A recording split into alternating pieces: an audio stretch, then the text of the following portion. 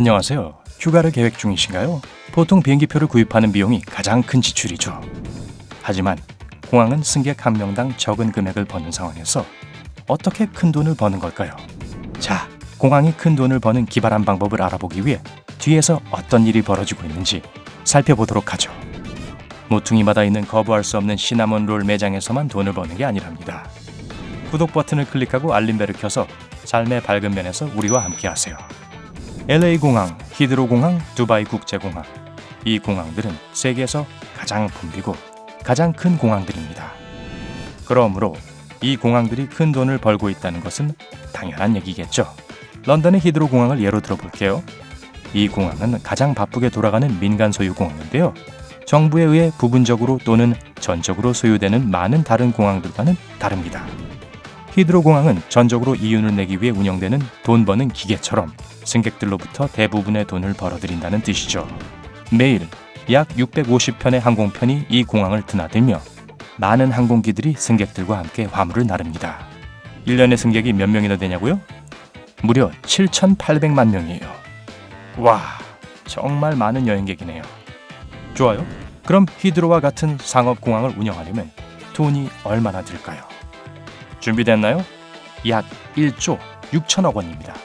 대강 어림잡았어요.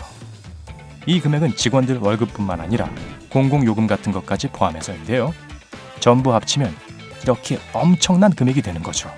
수지타산을 맞추기 위해서 히드로 공항은 승객 한 명당 2만 원 정도를 받아야 하지만 이 돈은 승객이 산 비행기표에서만 나오는 것이 아닙니다. 이 2만 원은 승객 한 명이 수화물과 다른 공항 서비스에 얼마나 많은 돈을 쓰는지 설명해 줍니다. 하지만 공항들은 어떻게 승객들이 추가로 이 돈을 쓰도록 만들까요? 여러분이 힘들게 번 돈을 쓰게 하기 위해서 공항은 많은 기발한 방법들을 사용합니다. 공항 상점. 히드로 공항 내에서 수백 명의 사람들이 일을 하고 있지만 그 사람들 모두가 공항 직원들은 아닙니다. 히드로 공항에서는 식당, 항공교통관제소, 자동차 렌터카 회사, 선물 가게 등 많은 사업체가 있습니다. 이 사업체들은 수익을 본사에 제공합니다. 하지만 공항의 식당과 선물 가게들은 가격이 너무 비싸기로 악명 높고 수익의 상당한 부분을 공항에 지불하고 있습니다. 당연히 이 상점들은 승객들이 최대한 많은 돈을 쓰도록 전략적으로 위치하고 있는데 이동 승객 수가 많은 분주한 공항일수록 더욱 그렇습니다. 히드로 공항에서 이러한 까다로운 배치를 분명히 볼 수 있습니다.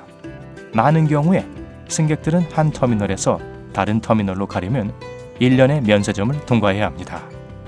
공항이 사용하는 또 다른 방법은 비행기가 이륙하기 45분에서 90분 전까지 비행게이트 번호를 발표하지 않는 겁니다. 그렇게 하면 승객들은 매장들 사이의 중간 지점에 모여 게이트 번호를 알아내기 위해 기다립니다.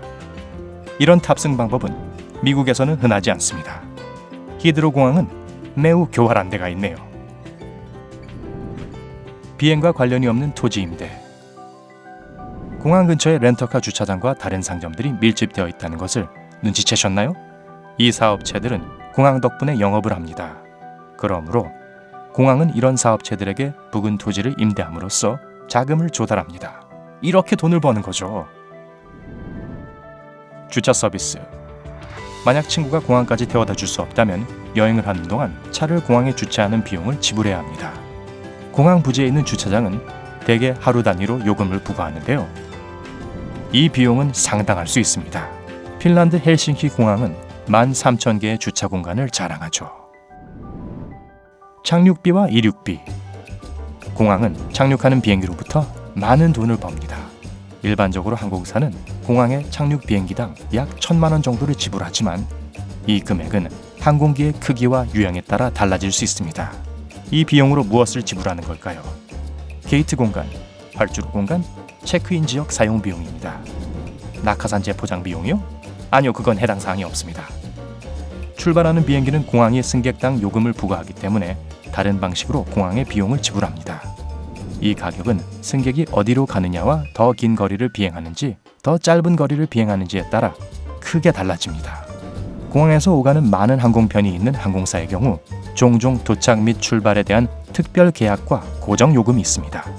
히드로와 같은 상업 공항들은 장거리 비행에 더 많은 요금을 부과하기 때문에 국내선 항공편을 많이 제공하지 않습니다. 그렇지 않으면 그렇게 많은 돈을 벌지 못할걸요? 다시 말해 승객들은 국내선 항공 티켓에 다른 소규모 공항으로 가는 것보다 더 많은 돈을 지불합니다. 다 돈 때문이랍니다. 하지만 모든 공항이 이런 식으로 운영되는 것은 아닙니다. 미국에서는 공항의 대부분이 정부에 의해 전적으로 혹은 부분적으로 운영되기 때문에 이윤에 그다지 많은 관심을 갖지 않습니다. 하지만 걱정하지 마세요. 이런 공항들 중 상당수는 돈을 버는 약삭 빠른 방법을 가지고 있습니다.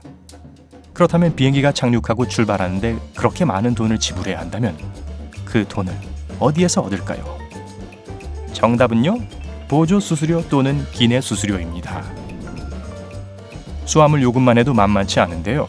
승객들은 비행기에 탑승하면 영화, 식사, 음료 등 다양한 요금에 직면하게 됩니다.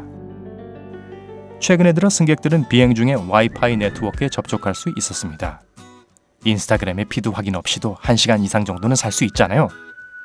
많은 사람들이 출장을 가고 컴퓨터를 사용해야 하기 때문에 비행기에 와이파이가 있는 것이 필수가 되었습니다. 수화물 수수료. 지난 몇 년 동안 비행기로 여행해 보신 적이 있으시다면 수화물 요금을 너무 잘 아실 겁니다. 많은 항공사들이 기내 휴대품 하나를 무료로 허용하지만 23kg 미만의 수화물에 대해 약 25,000원에서 50,000원까지 지불하게 됩니다. 만약 가방 무게가 더 나간다면 훨씬 더 많은 돈을 내야 합니다. 이 수수료는 1년이면 상당한 금액이 되겠죠? 컨설팅 회사인 아이디어웍스 컴퍼니와 카트롤러의 최근 연구에 따르면 2017년에 미국 항공사에서만 무려 570억 원의 수수료가 발생했다고 합니다. 같은 해 전 세계적으로 82조 원이 수화물 수수료로 발생했습니다. 와, 제가 한 절반 정도는 지불한 것 같네요. 정부와 개인 소유의 공항들이 상당한 액수의 돈을 벌어들이고 있는데 반해 여러분은 파산하고 있는 것처럼 느껴질지도 몰라요. 비행기표 가격은 사상 최고치에 도달했습니다. 여행에 드는 비용과 수수료를 모두 생각해 본다면 비행기를 타는 것은 더 이상 그렇게 신나지 않네요. 여행 중에 돈을 조금 아끼고 싶다면 여기 몇 가지 팁이 있습니다. 1번, 베개를 가지고 오세요. 대부분의 비행기에서 담요와 베개는 추가 비용이 듭니다. 물론 1등석에 탈 수 있는 운 좋은 사람은 예외지만요. 비행 중에 베개로 쓸 수 있는 두툼한 재킷을 하나 가지고 오세요. 그래야 비행이 끝나면 필요 없어질 베개를 사지 않아도 됩니다. 2번, 간식을 싸오세요. 기내나 공항에서 음식을 구입하는 것은 상당한 비용이 들 수 있습니다. 왜 아직 휴가는 시작도 안 했는데 돈을 쓰나요? 공항 보안 요건이 허용한다면 샌드위치나 간식을 싸면 추가로 2만 원 정도 절약할 수 있습니다. 3번, 컴퓨터에 영화를 다운로드 받으세요. 기내 엔터테인먼트는 비용이 많이 들 수 있습니다. 어떤 항공사들은 무료로 제공하지만 보통 영화나 케이블 TV 비용을 지불해야 합니다. 대신 떠나기 전에 넷플릭스에서 한두 편의 영화를 컴퓨터에 다운로드합니다. 그러면 자신만의 엔터테인먼트 시스템이 생기는 거죠. 하지만 옆에 있는 사람이 어깨너머로 훔쳐본다고 해서 우리를 탓하지 마세요. 만약 그런 경우엔 화를 내지 말고 옆 사람에게 이어폰 하나를 주고 5,000원만 내라고 해보세요. 실천하지 마세요. 그냥 해본 소리니까. 만약 공항이 상점들과 항공사에 너무 많은 비용을 청구한다고 생각한다면 더 나은 해결책이 있는지 댓글에서 의견을 말해주세요. 여러분의 의견이 정말 궁금하네요.